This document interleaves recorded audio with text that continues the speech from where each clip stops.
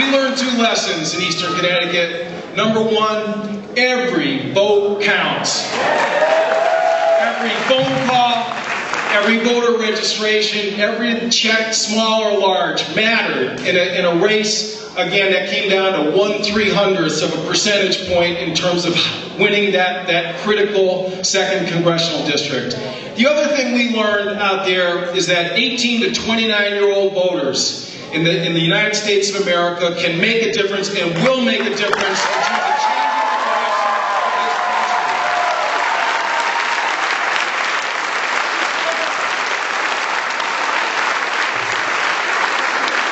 Tell you why I say that. Because when I ran and lost in 2002, only 137 students up at the University of Connecticut registered and turned out to vote. In 2008, we registered over 1,000, and just about 1,000 turned out, and it was the best precinct in Eastern Connecticut for the Democratic side.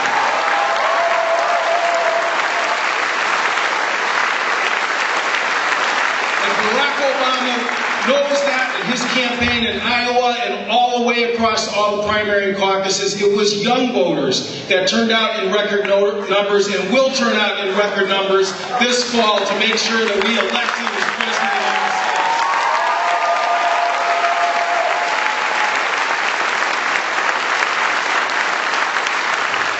The stakes are huge. This is a defining moment in our country's history. Just pick up the paper this morning. The highest unemployment rate in 5 years, 7,000 foreclosures a day, up from 5,000 just a few short months ago. We desperately need change. And as some of the prior speakers have said, the Republicans didn't talk about the middle class or the economy in their convention because they don't have anything to tell the middle class. There was only one candidate that will give a tax break to senior citizens, $50,000 or less, and his name is Barack Obama.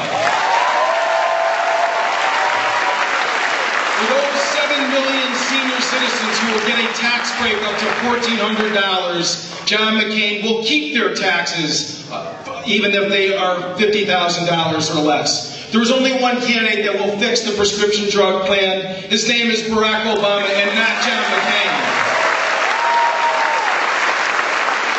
There's only one candidate that will give middle-class taxpayers a break of up to 5%. His name is Barack Obama. John McCain will give them no relief with his economic plan. And lastly, there is only one candidate that will provide 34 million Americans with health insurance coverage by 2013. His name is Barack Obama, and John McCain will not provide that relief.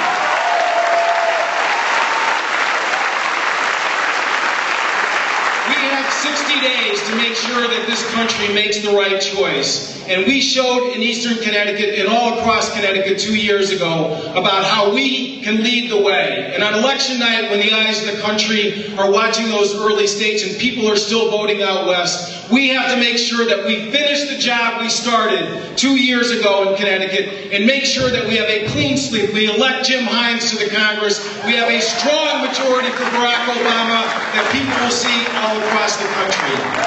Watching that videotape of the convention was, again, really exciting to remind us of all the great speakers. But I have to say, the one guy who still stands out is the person who got himself in a plane from Massachusetts and flew out to Denver, Colorado.